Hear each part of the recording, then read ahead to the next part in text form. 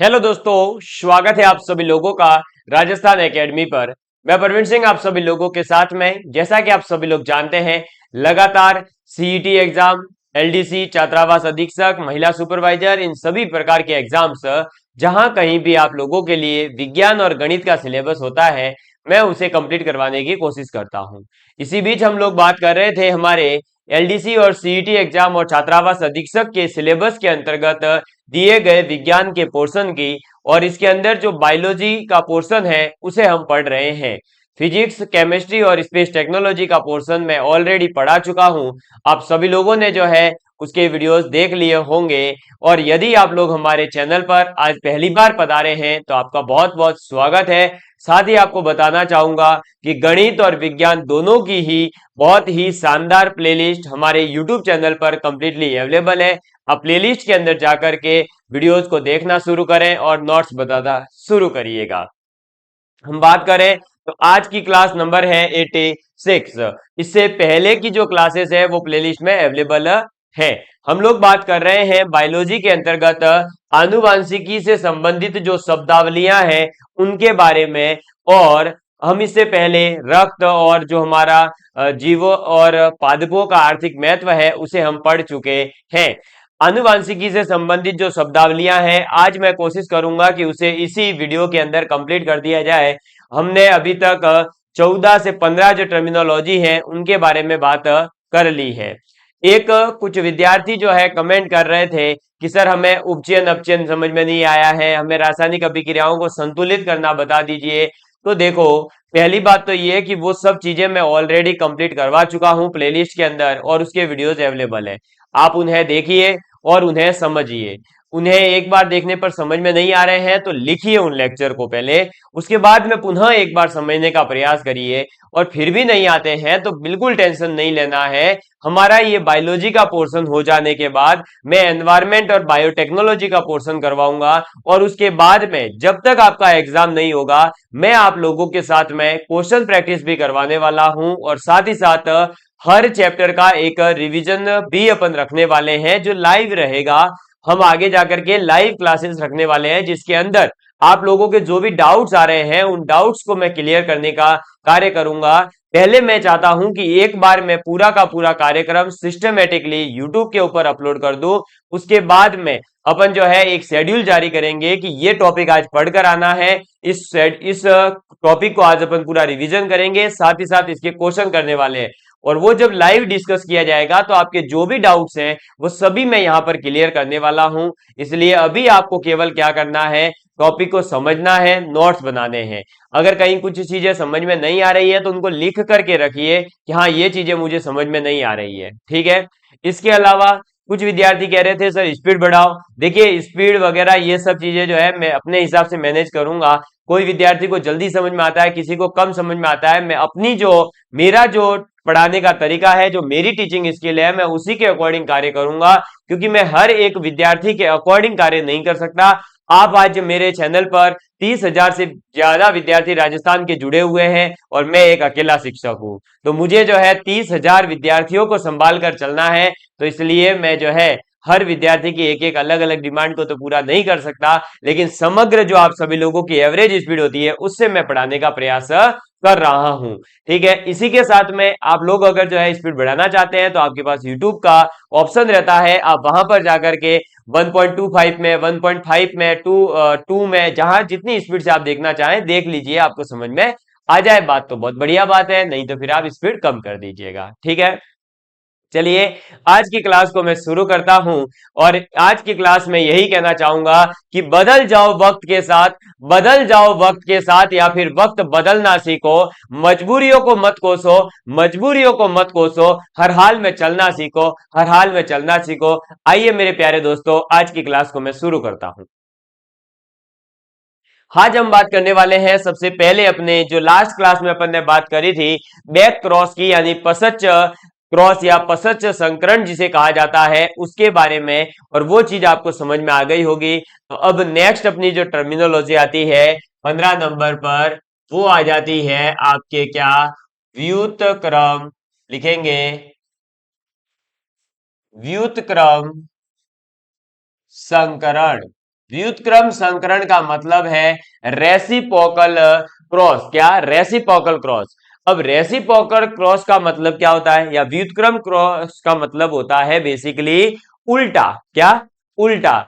इसके अंदर क्या होगा, डेफिनेशन तो लिखेंगे ही, लेकिन ये समझ लीजिए कि एक बार इसके अंदर क्या होता है कि हम मादा और इधर एक ले लिया नर। ठीक है। अब मादा के जीन्स लिए अपन ने, मान लो कैपिटल टी कोई दो जीन्स है उनको ले लिया, और नर के ले लिए स्मॉल टी, इनका क्रॉस करवाते हैं। ठीक है। इसके बाद में इसका उल्टा करते हैं। क्या उल्टा करते हैं? तो नर और ये ले लिया अपन ने क्या, मादा। अब नर के जो जीन्स लिए जाते हैं वो लिए जाते हैं कैपिटल टी। ठीक है, जो मतलब पहले अपन ने मादा के लिए थे, और फिर मादा के कर दिए जाते हैं जो पहले नर के लिए थे, और ये क्रॉस करवाया जाता है। तो इस प्रकार से अपन क्या करते हैं कि जो मादा के लक्षण थे वो अपन ने वहां पर जब दूसरी बार क्रॉस करवाया तो नर के लक्षण ले लिए, जो नर के थे वो मादा को दे दिए, क्रॉस करवा देते हैं और कुछ भी नहीं करते हैं। समझ में आ गई बात? इसको आप ऐसे समझ सकते हैं कि एक बार अपन ने मान लीजिए मादा को जो है वो लिया लंबा। ठीक है। और जो नर था वो ले लिया बौना। बाद में जब दूसरा केस मैंने करवाया, जब दूसरी बार क्रॉस करवाया, तो मैंने क्या करा, नर को ले लिया लंबा और मादा को ले लिया पौना। तो ये एक दूसरे के उल्टे हैं या नहीं? बस। तो ये जो उल्टे हैं एक दूसरे के, इसी को कहा जाता है रेसिप्रोकल। मुझे उम्मीद है कि आप इस चीज को समझ गए होंगे। अब इसकी डेफिनेशन लिख लेते हैं। जो मैंने ये समझाया यही चीज मैं लिखवाने वाला हूं कि वह संकरण जिसमें एक बार ए पादप के नर को व बी पादप के मादा जनक के रूप में प्रयुक्त किया जाता है, और दूसरे संकरण में ए पादप को मादा के रूप में और बी पादप को नर के रूप में प्रयुक्त किया जाता है, उसे व्युत्क्रम संकरण कहते हैं। तो ये डायग्राम आप समझ गए हो तो बहुत बढ़िया बात है, नहीं तो डेफिनेशन लिखवाऊंगा वो समझ ही जाओगे। ठीक है, चलो लिखेंगे वह संकरण वह संकरण जिसमें जिसमें ए पादप जिसके मान लीजिए अपन ने लक्षण लिए हैं कैपिटल टी, पादप को नर तथा दूसरा क्या करेंगे अपन, तो आपके मान लीजिए देखो इसको अपन ने नर के रूप में लिया है, तो जो बी पादप होगा, बी पादप मान लो उसके ले लिए लक्षण स्मॉल टी, तो बी पादप स्मॉल टी को मादा के रूप मादा के रूप में प्रयुक्त किया जाता है। प्रयुक्त किया जाता है। ठीक है। अब दूसरा क्या लिखेंगे, तथा दूसरे संकरण में ये होने के बाद में वह दूसरे संकरण में, यानी जब दूसरी बार अपन क्रॉस करवाएंगे तब दूसरे संकरण में ए पादप जिसे अपन ने पहले क्या लिया था, तो ए पादप को अपन ने कैपिटल टी लिया था। इस बार अपन क्या करेंगे, इस पादप को ले लेंगे मादा के रूप में, तो ए पादप कैपिटल टी को मादा। ठीक है। तथा तथा बी पादप, क्या दूसरा जो पादप है बी पादप, जो कि है स्मॉल टी को नर के रूप में, किसके, नर के रूप में प्रयुक्त प्रयुक्त किया जाता है। समझ में आ गई बात? उसे अपन क्या कहते हैं, व्युत्क्रम, उसे व्युत्क्रम संकरण कहते हैं। व्युत्क्रम संकरण, रेसिप्रोकल क्रॉस इंग्लिश में लिखना चाहो तो लिख लो, एक रेसिप्रोकल क्रॉस, ठीक है, रेसिप्रोकल क्रॉस या व्युत्क्रम संकरण कहते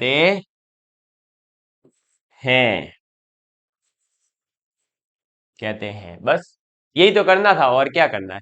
तो ये होता है आपका व्युत्क्रम संकरण रेसिप्रोकल, जिसे क्रॉस कहा जाता है। ठीक है, इसको लिख लीजिए। इसके बाद में अपन बात करते हैं जनक पीढ़ी की, F1 पीढ़ी की, F2 पीढ़ी की और एक संकर अनुपात की, द्वि संकर अनुपात की, इनकी भी बात करेंगे। आज मैं पूरा जो है सोच करके आया हूं कि आज अपन क्या करने वाले हैं। आज अपने आनुवांशिकी से संबंधित जितनी भी शब्दावलियां हैं उनको पूरा करने की कोशिश करें। चलिए, तो अब दूसरी जो अपनी नेक्स्ट 16 नंबर पर टर्मिनोलॉजी आती है वो आ जाती है, लिखेंगे जनक पीढ़ी। क्या? जनक पीढ़ी। जनक पीढ़ी का मतलब आप समझ सकते हैं, जनक मतलब जिसने आपको जो है जन्म दिया, यानी कि आपके पेरेंट्स। तो इसे अपन क्या कहेंगे, जनक पीढ़ी को पेरेंटल जनरेशन। क्या?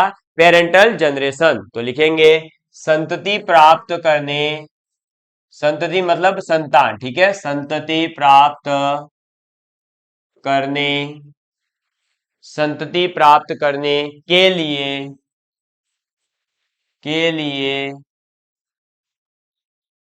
जिन जिन पौधों को जिन पौधों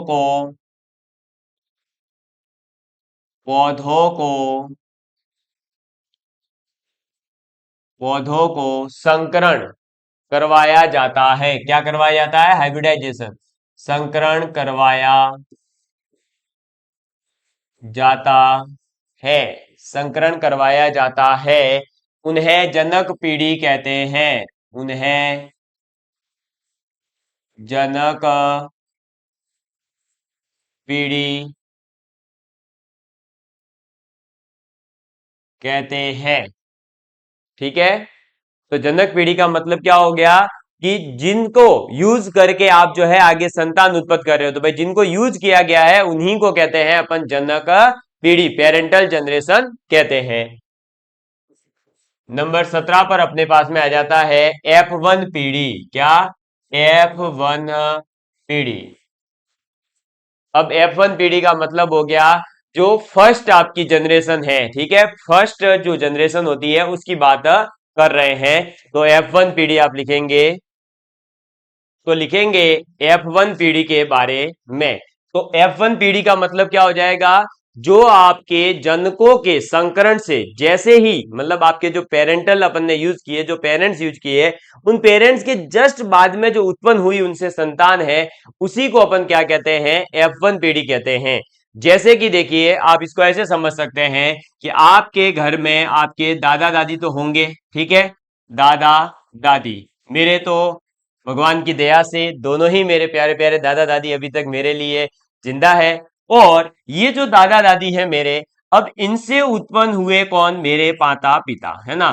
तो माता पिता, और इन माता पिता से उत्पन्न हुआ मैं खुद, है ना। तो अब देखिए, एक बात समझिए कि अगर मैं बात करूं पेरेंटल की, तो पेरेंटल जनरेशन तो हो गई, मान लीजिए पहले माता पिता। अब माता पिता से जस्ट कौन उत्पन्न हुआ, मेरे माता पिता। तो ये जो है अब मेरे परिवार के लिए, अगर मैं ये मानूं कि दादा दादी के बाद में जस्ट माता पिता का जन्म हुआ है, भाई इससे ऊपर की पीढ़ी की और उनकी बात नहीं कर रहे, वैसे तो फिर परदादा वगैरह बहुत सारी लंबी चौड़ी हो जाएगी लिस्ट। लेकिन ये मान लेते हैं कि दुनिया में एग्जिस्टेंस यहीं से आया हमारा। तो ये तो हो गई पेरेंटल, ठीक है। फिर ये F1 पीढ़ी हो गई। अब ये जो मैं हूं ये हो जाएगी कौन सी जनरेशन, F2। तो F1 पीढ़ी क्या होती है, समझ में आ गई ना बात, कि जो जनक होते हैं उन जनकों के संकरण के जस्ट बाद में जो प्रथम पीढ़ी प्राप्त होती है उसी को कहते हैं F1 पीढ़ी, ठीक है। हाँ, अब ये मत दिमाग लगाना सर आपके परदादा जी भी तो होंगे, तो F1 तो ये F2 ये होगा, F1 यहाँ तो होंगे ही, वो तो बहुत सारी ऐसे तो फिर पीढ़ियां हैं। लेकिन अभी समझने के लिए अपन ने ये लिखा है, ठीक है। चलो, चलिए, तो अब F1 पीढ़ी के अंदर आप लिखेंगे जनकों के संकरण से, जनकों के संकरण, जनकों के संकरण से प्राप्त प्रथम पीढ़ी, प्राप्त प्रथम पीढ़ी, प्राप्त प्रथम पीढ़ी को, प्रथम पीढ़ी को, प्रथम पीढ़ी को F1 पीढ़ी, F1 पीढ़ी कहते हैं। समझ में आ गई बात? तो F1 पीढ़ी क्या होती है? तो जनकों के संकरण से प्राप्त जो प्रथम पीढ़ी होती है उसी को F1 पीढ़ी कहते हैं। ये सब अपने अभी आगे काम आने वाली है टर्मिनोलॉजी। अब बात करते हैं F2 पीढ़ी की। आपसे कई बार सीधे सीधे पूछा जाएगा F1 पीढ़ी का अनुपात बताओ, F2 पीढ़ी का अनुपात बताओ। तब अब F2 पीढ़ी क्या हो जाएगी? तो F1 पीढ़ी के संकरण से प्राप्त होने वाली संतति। तो आप क्या लिखोगे? F1 पीढ़ी के संकरण, F1 पीढ़ी के संकरण से प्राप्त होने वाली संतति को, होने वाली संतति को F2 पीढ़ी कहते हैं। ठीक है, तो F2 पीढ़ी का मतलब क्या हो जाएगा? F1 पीढ़ी के संकरण से प्राप्त होने वाली जो संतति है उसी को अपन क्या नाम देंगे? F2 पीढ़ी कहते हैं। क्लियर? तो इसको आप एक बार जो है नोट डाउन कर लीजिए। इसके बाद में अपन जो है आगे की टर्मिनोलॉजी की बात करते हैं। जल्दी से इसको एक बार नोट डाउन कर लीजिए। चलिए, तो अब लिखेंगे नेक्स्ट अपन किसके बारे में? तो नेक्स्ट लिखेंगे एक संकर अनुपात के बारे में। तो आप लिखेंगे 19 नंबर पर एक संकर अनुपात। किसकी बात करेंगे? एक संकर अनुपात की बात करेंगे। तो एक संकर अनुपात का मतलब हो जाएगा एक संकर संकरण, जो एक संकर संकरण यानी कि पहली बार जो अपन ने क्रॉस करवाया उससे प्राप्त होने वाला जो अनुपात है अलग अलग संकरणों का, उसी को अपन क्या कह देंगे? एक संकर अनुपात कहेंगे। तो एक संकर संकरण से लिखेंगे एक संकर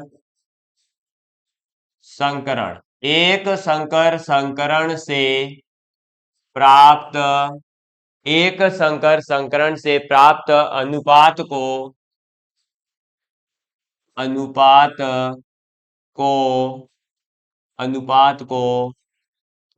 एक संकर अनुपात कहते हैं। एक संकर अनुपात कहते हैं। ठीक है, इसके बाद में नंबर 20 पर अपन लिखेंगे द्विसंकर अनुपात। द्विसंकर अनुपात, द्विसंकर अनुपात की बात करते हैं। तो द्विसंकर अनुपात का मतलब हो जाएगा जब दो बार संकरण से, यानी दो बार अपन ने जब क्रॉस करवाया तो उससे प्राप्त होने वाली जो अलग अलग संकरण है उनके अनुपात को अपन क्या कह देंगे? द्विसंकर अनुपात कह देंगे। तो बात करते हैं द्विसंकर। अब ये डेफिनेशन है, केवल जो है रट्टा मारने वाली बातें हैं, इसलिए इनको जल्दी जल्दी लिख लो। द्विसंकर संकरण से प्राप्त अनुपात को द्विसंकर संकरण कहते हैं। क्या कहते हैं? द्विसंकर संकरण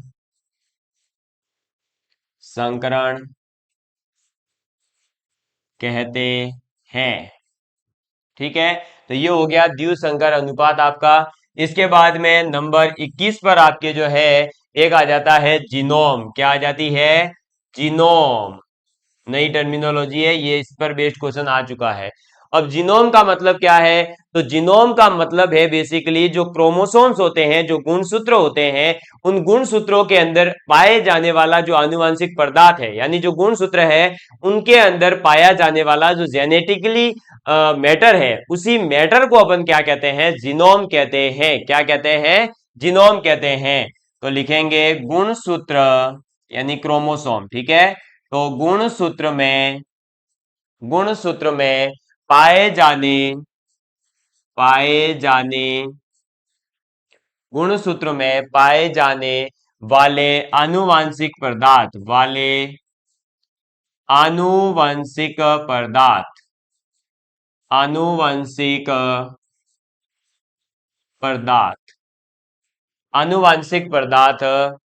को आनुवंशिक पदार्थ को जीनोम कहते हैं। क्या कहते हैं? जीनोम कहते हैं। क्लियर? तो ये था आपका जीनोम। जीन एक अलग शब्द है, जीनोम एक अलग शब्द है, इन दोनों के अंदर अंतर है, ये चीज समझ लेना। ऐसा नहीं हो कि आप इन दोनों को एक ही मान लो, ठीक है? तो ये अपनी 21वीं टर्मिनोलॉजी थी जो आप लोगों के सामने है, इनको एक बार नोट डाउन कर लीजिए। फिर अपन बात करते हैं सहलग्नता की, लिंकेज की बात करते हैं। लिंकेज पर बेस्ड क्वेश्चन आ चुका है एक बार, इसलिए हम उसे जो है थोड़ा सा व्यवस्थित समझ लेते हैं, फिर अपन आगे बढ़ेंगे। चलिए, तो अब आप लिखेंगे सहलग्नता, लिंकेज। क्या लिखेंगे? नेक्स्ट अपनी 22 नंबर की जो शब्दावली है वो आ जाती है सहलग्नता। ठीक है? और सहलग्नता का मतलब हो जाएगा लिंकेज। अब सहलग्नता का मतलब क्या है बेसिकली? तो जब हम दो भिन्न भिन्न, कैसे? दो भिन्न भिन्न लक्षण लेते हैं और एक ही गुणसूत्र पर बंधे हुए हो। दो अलग अलग लक्षण तो है, लेकिन वो गुणसूत्र एक ही है जिस पर वो बंधे हुए हो, तो उनकी जो वंशागति होगी, यानी उनकी जो आगे से आगे पीढ़ी दर पीढ़ी आगे जो वंश में जाने की गति होगी, वो स्वतंत्र न होकर के एक साथ ही होती है। क्या होती है? एक साथ ही होती है। अब ये जो एक साथ में जो दोनों लक्षण बढ़ रहे हैं, इसी घटना को हमारे महान वैज्ञानिक मॉर्गन हुए, उन मॉर्गन नामक वैज्ञानिक ने इस घटना को क्या कह दिया? सहलग्नता कह दिया। और बड़ी अच्छी बात यह है कि इसके अंदर क्वेश्चन ये पूछा जाता है कि निम्नलिखित में से कौन सी घटना मेंडल के नियमों का अपवाद है? तो सहलग्नता जो है वो मेंडल के नियमों का एक अपवाद भी है। क्लियर? तो सहलग्नता लिखेंगे जब दो विभिन्न लक्षण जब दो विभिन्न लक्षण जब दो विभिन्न लक्षण एक ही गुणसूत्र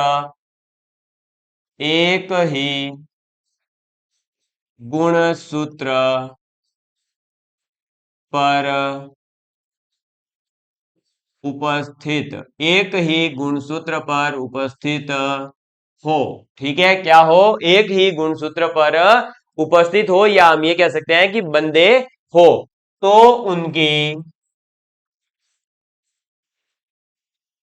उनकी वंशागति स्वतंत्र न होकर, वंशागति स्वतंत्र मतलब अलग अलग, ठीक है? अलग अलग न होकर, तो लिखेंगे वंशागति स्वतंत्र न होकर, स्वतंत्र न होकर एक साथ ही होती है। क्या होती है? एक साथ ही होती है, एक साथ ही होती है। ठीक है? और इस घटना को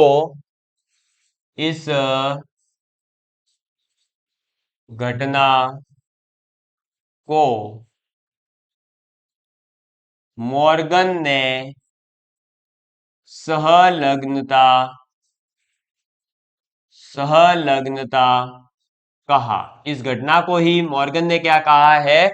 सहलग्नता कहा है। और ये सहलग्नता जो है क्या है? तो मेंडल के नियम का अपवाद है। तो यह मेंडल के नियम का अपवाद है। ठीक है? ये क्या है? मेंडल के नियम का अपवाद है। इस बात को आपको याद रखना है और इसको जल्दी से लिख लेंगे। इसके बाद में एक छोटी सी टर्मिनोलॉजी आती है प्लाज्मा जीन, उसके बारे में भी अपन बात करेंगे। जीन के बारे में नहीं, प्लाज्मा जीन के बारे में अपन बात करेंगे। ठीक है, चलिए। तो सहलग्नता के बाद में 23 नंबर पर आप पॉइंट डालेंगे प्लाज्मा जीन। किसकी बात करने वाले हैं? प्लाज्मा जीन की बात करेंगे। अब प्लाज्मा जीन का मतलब क्या होता है, तो आप लोगों को ये बात समझ में आ जाएगी अभी, है ना, टेंशन मत लेना। कोर्स और प्लाज्मा जीन मतलब कोई नवो वे ना ना, कोई नया नहीं है, सब पुराना ही चल रहा है ना। देखो, प्लाज्मा जीन का मतलब होता है बेसिकली जो गुणसूत्र होते हैं, जो क्रोमोसोम्स होते हैं, उनके बाहर जो जीन होता है वो यदि कोशिका द्रव्य के, उसके बाहर जो जीन होगा वो अगर कोशिका द्रव्य होता है, कोशिकाओं के अंदर भरा हुआ लिक्विड होता है, उसे कोशिका द्रव्य कहते हैं। उस कोशिका द्रव्य के कोशिकांगों में होती है, क्या होती है, उसके कोशिकांगों के अंदर हो अगर, तो हम उसे क्या कह देते हैं? प्लाज्मा जीन कह देते हैं। यानी बेसिकली ये हुआ कि गुणसूत्र के बाहर जो जीन है, वो जीन अगर कोशिका द्रव्य के कोशिकांगों में उपस्थित है तो हम उसे प्लाज्मा जीन कहेंगे। क्योंकि जो कोशिका द्रव्य होता है उसे अपन जो है क्या कहते हैं, अपना कोश जो पूरा द्रव है उसी को अपन प्लाज्मा कह देते हैं, और उसी वजह से इसका नाम पड़ गया है प्लाज्मा जीन। तो आप लिखेंगे गुणसूत्र के बाहर, गुणसूत्र के बाहर जीन यदि यदि कोशिका यदि कोशिका द्रव्य क्या, तो गुणसूत्र के बाहर जीन यदि कोशिका द्रव्य के कोशिकांगों में होती है। किसमें होती है? कोशिकांगों में होती है, कोशिकांगों में होती है, कोशिकांगों में होती है, तो हम उसे क्या कहते हैं? प्लाज्मा जीन कहते हैं। होती है तो उन्हें प्लाज्मा जिन, प्लाज्मा जिन, अच्छा ये प्लाज्मा जिम हो गया भाई, जिम नहीं जिन, जिम में तो तब जाएंगे जब नौकरी होगी। तो प्लाज्मा जिन कहते हैं, ये चीज आप नोट डाउन कर लीजिए, फिर अपन आगे बढ़ते हैं। तो प्लाज्मा जिन का मतलब हो जाएगा गुणसूत्र के बाहर जिन यदि कोशिका द्रव्य के कोशिकांगों में होती है तो उन्हें अपन प्लाज्मा जिन कहते हैं। क्या कहते हैं? प्लाज्मा जिन कहते हैं। इसके बाद में एक ट्रांसक्रिप्शन नाम का एक शब्द आता है जिसके ऊपर बेस्ड क्वेश्चन कई बार एग्जाम के अंदर आ चुका है, और इसे अपन लिख लेंगे 24 नंबर पर, ट्रांसक्रिप्शन। ठीक है, ट्रांसक्रिप्शन, साइमन कमीशन नहीं, ट्रांसक्रिप्शन। अब ट्रांसक्रिप्शन का मतलब क्या है? तो ट्रांसक्रिप्शन का मतलब होता है कि डीएनए से आरएनए, क्या, डीएनए से आरएनए के संश्लेषण को, डीएनए से आरएनए के संश्लेषण को, डीएनए से क्या हो रहा है? आरएनए का संश्लेषण होता है, यानी कि सिंथेसाइजेशन होता है, सिंथेसाइजेशन यानी कि संश्लेषण। तो डीएनए से आरएनए के संश्लेषण अच्छा को तो लिख दिया, को ट्रांसक्रिप्शन कहते हैं। क्या कहते हैं? ट्रांसक्रिप्शन कहते हैं, को ट्रांसक्रिप्शन कहते हैं। ये बात आप नोट डाउन कर लेंगे, कहते हैं, ये चीज अपने काम की है, इसको नोट डाउन कर लीजिए। ट्रांसक्रिप्शन पर आधारित क्वेश्चन कई बार एग्जाम के अंदर आ चुका है, इसे लिख लीजिए, फिर मैं आगे की टर्मिनोलॉजी आपको लिखवाता हूं।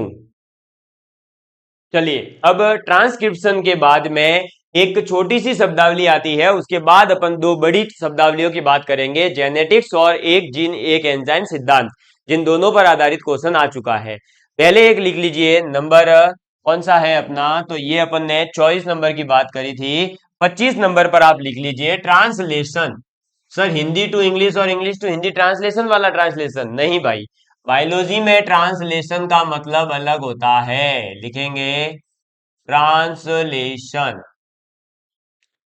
ट्रांसलेशन का मतलब क्या है? तो ट्रांसलेशन का मतलब होता है कि जो प्रोटीन आपके शरीर के अंदर बनता है, उस प्रोटीन के बनने की जो अंतिम क्रिया होती है उसी को अपन ट्रांसलेशन कहते हैं। तो आप लिखेंगे ट्रांसलेशन के अंदर प्रोटीन बनने प्रोटीन बनने की अंतिम प्रोटीन बनने की अंतिम क्रिया को ट्रांसलेशन ट्रांसलेशन कहते हैं। ठीक है, तो प्रोटीन बनने की जो अंतिम क्रिया होती है उसी को अपन क्या कहते हैं? ट्रांसलेशन कहते हैं। ठीक है, चलिए अब जो अपनी सबसे इंपॉर्टेंट, जिस पर पूरा का पूरा ये चैप्टर आधारित है, आनुवंशिकी। ये अब टर्मिनोलॉजी आपके सामने आ रही है, इसको आप अच्छे से समझेंगे और इसको जो है नोट डाउन भी सही से कर लेना, क्योंकि पूरा का पूरा चैप्टर ही जो आप पढ़ रहे हो वो पूरा है ही तो ये आनुवांशिकी ही तो अपन पढ़ रहे हैं बेसिकली। ठीक है, तो आनुवांशिकी अपन बात करते हैं। आनुवांशिकी का मतलब होता है बेसिकली कि माता पिता से संतान के अंदर जो विभिन्न आपके लक्षण होते हैं उनका स्थानांतरण होने का विषय, तथा उसके संबंधित भाई उस जो वो लक्षण है वो क्यों गए, कैसे जाते हैं, उन सभी कारण और उसके नियमों का जो पूरा का पूरा अध्ययन किया जाता है, स्टडी की जाती है, उसी को अपन कहते हैं जेनेटिक्स या आनुवांशिकी। और आनुवांशिकी से जो शब्द है, जो जेनेटिक्स इसे कहा जाता है, उस जेनेटिक्स शब्द का सबसे पहले जो उपयोग किया था वो डब्ल्यू वॉटसन ने किया था 1905 के अंदर। कब? 1905 के अंदर डब्ल्यू वॉटसन नामक वैज्ञानिक हुए थे जिन्होंने जेनेटिक्स शब्द का सबसे पहले उपयोग किया था। और आनुवंशिकी है क्या? तो माता पिता से संतान के अंदर या संतान में जो विभिन्न लक्षणों के स्थानांतरण का विषय और उसके कारण, उसके नियमों का अध्ययन ही आनुवंशिकी कहलाता है। तो आप लिखेंगे कि माता पिता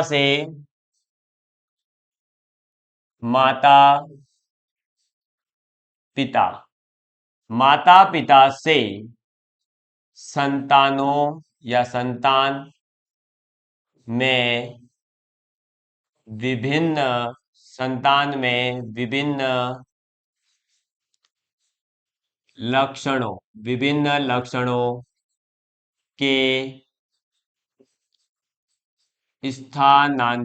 विभिन्न लक्षणों के स्थानांतरण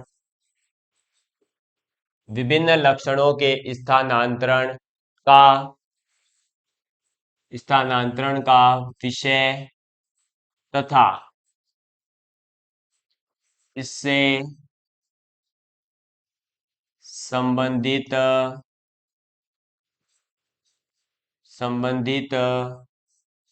कारण व नियमों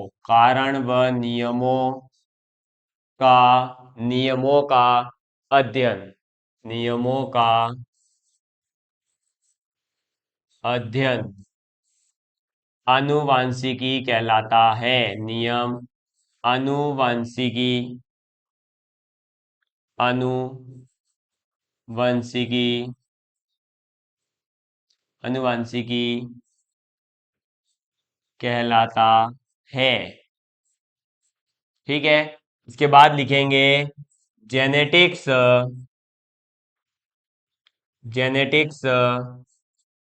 शब्द का सर्वप्रथम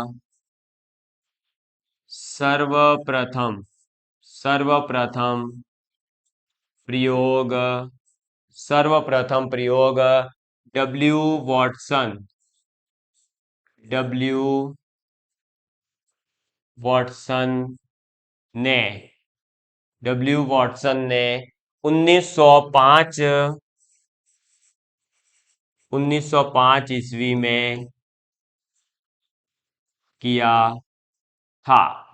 ठीक है, तो जो जेनेटिक्स यानी आनुवांशिकी अपन जो पूरा पढ़ने वाले हैं उसका मतलब ही क्या है कि माता पिता से जो संतान के अंदर विभिन्न प्रकार के लक्षण जा रहे हैं, उन लक्षणों के जाने का कारण, उन लक्षणों से संबंधित जितने भी नियम हैं उन पूरों का अध्ययन करना। बेसिकली जो लक्षण गए हैं वो क्यों गए, कैसे गए, कौन से लक्षण जाते हैं, कौन से लक्षण नहीं जाते हैं, कितने प्रतिशत जाते हैं और कितने प्रतिशत उस बालक में दिखाई देंगे, कितने नहीं दिखाई देंगे, ये पूरी की पूरी स्टडी करना ही आपका आनुवांशिकी कहलाता है। और आनुवांशिकी शब्द सबसे पहले यानी जेनेटिक्स शब्द जो है वो सर्वप्रथम हमारे डब्ल्यू वॉटसन नामक वैज्ञानिक ने 1905 में प्रयोग में लाया था। क्लियर? चलिए, ये थी अपनी 26वें नंबर की टर्मिनोलॉजी। इसके बाद में लास्ट टर्मिनोलॉजी आ जाती है 7वें नंबर पर और 27वें नंबर पर, और वो है एक आपका सिद्धांत। और ये सिद्धांत बहुत ही ज्यादा इंपॉर्टेंट है क्योंकि ये एग्जाम के अंदर 2 से 3 बार आ चुका है। राजस्थान के आरएएस एग्जाम में हो, चाहे पटवारी में हो, एक बार एलडीसी में, एक बार आपके महिला सुपरवाइजर में आ चुका है इस पर आधारित क्वेश्चन, इसलिए इसको ध्यान से समझेंगे। और ये 27वें नंबर की है। क्या टर्मिनोलॉजी है? तो एक जीन एक एंजाइम सिद्धांत। क्या? एक जीन एक एंजाइम, एक एंजाइम सिद्धांत। ठीक है, एक जीन एक एंजाइम सिद्धांत। अब एक जीन एक एंजाइम का मतलब क्या है, एंजाइम क्या होता है वो अपन आगे समझेंगे। आप इसको एंजाइम को केवल इतना समझ सकते हैं कि ये एक, जैसे अपन ने उत्प्रेरक की बात करी थी वैसा ही ये कोई होता होगा। ठीक है, अब जीन क्या होता है वो अपन समझ ही चुके हैं, एक कारक है जिसे मेंडल ने नाम दिया है जीन। अब एक जीन एक सिद्धांत का मतलब है कि एक जीन के द्वारा एक एंजाइम का संश्लेषण होता है। क्या? एक जीन जो है वो एक एंजाइम का संश्लेषण करता है। ऐसा जो है हमारे महान वैज्ञानिक बीडल और टेटम हुए थे। कौन? बीडल और टेटम। कब हुए थे? 1948 में, जब भारत आजाद हो चुका था उसके एक साल बाद में 1948 के अंदर बीडल और टेटम नामक वैज्ञानिक ने एक जीन एक एंजाइम का सिद्धांत जो है दिया था। एक जीन एक एंजाइम का सिद्धांत क्या कहता है? तो एक जीन एक एंजाइम का सिद्धांत कहता है कि एक जीन जो है वो एक ही एंजाइम का संश्लेषण करेगा। ठीक है, तो आप लिखेंगे कि एक जीन एक एंजाइम सिद्धांत के अंदर एक जीन के द्वारा एक जीन के द्वारा एक जीन के द्वारा एक एंजाइम का एक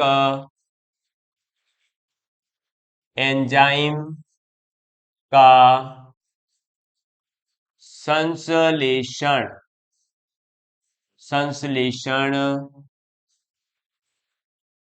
किया जाता है। ठीक है, और फिर लिखेंगे इस सिद्धांत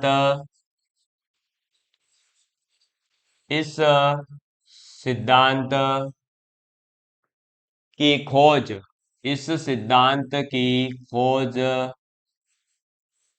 बीडल तथा टेटम। क्या?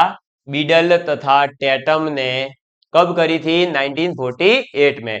तो बीडल तथा टेटम ने 1948 ईस्वी में की थी। ठीक है, तो इस सिद्धांत की खोज जो है 1948 के अंदर बीडल तथा टेटम नामक वैज्ञानिकों ने करी थी। किसकी खोज करी थी? एक जीन एक एंजाइम की। ये जो मैंने आपको टोटल 27 शब्दावलियां लिखवाई है जेनेटिक्स के अंदर, ये 27 की 27 शब्दावलियां यदि आप लोगों को याद हो जाती है तो यकीन मान के चलिए कि इससे जो है एक या दो क्वेश्चन जो एग्जाम में देखने को मिलते हैं वो आप निश्चित रूप से ही सही करके आएंगे।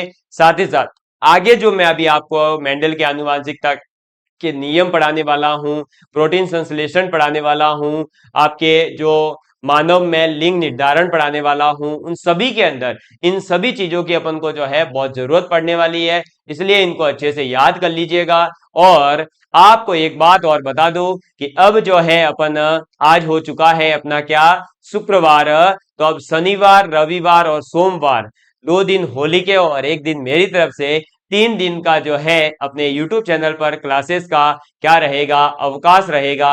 अब अपन सीधा मिलेंगे मंगलवार को, ठीक है। तो love you all of you, please take care and please share with your friends. Jai Hind, जय भारत।